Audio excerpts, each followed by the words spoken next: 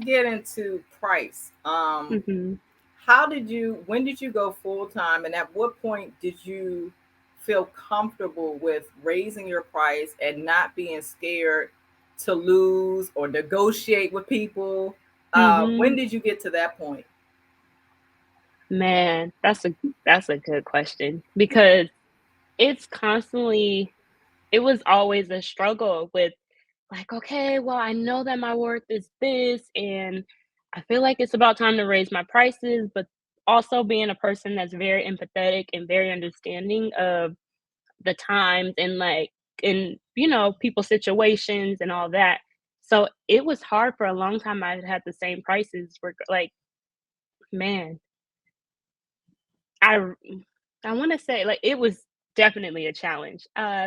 It honestly took for me, I would say, therapy and a lot of walking into our power and understanding, like not thinking about it as I'm charging or I'm taking from someone, but more so I've worked so hard and I deserve this is what I'm asking for. This is the cost of the service that I'm giving to you, or just putting a price on our worth and being confident in that and not being afraid because when you say, "Oh, I'm gonna charge this price," and you're really insecure behind it, and you're like, "Oh, I hope they don't say anything," chances are they're gonna be like, "Oh, I'm sorry, that's too much for me.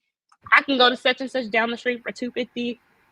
Thank you. Thank you, sis. It's great. But next time when I can afford you."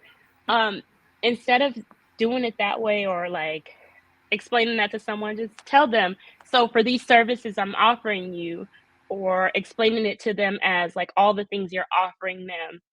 Like, I'm gonna give you this time, we're gonna consult, we're gonna do this. You basically highlight everything that you do, which is essentially with a normal appointment, you're giving the time, your presence, you're giving all of the years of training that you've done, and you're standing behind it confidently because the confidence, like at the end of the day, it's hair, but it's therapy, it's your energy, your time that we can't get back.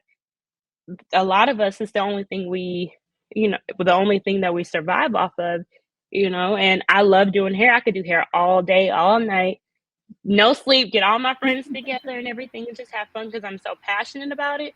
But if I'm not making income to support my family, then I would have to, it's like, what else are we going to do? How are we going to make this work for us? And there's a perfect balance of how to transition from like a lacking type of mindset to a business and entrepreneurial mindset. And it's all about a lot of mindfulness and I would say confidence in speaking up and knowing your worth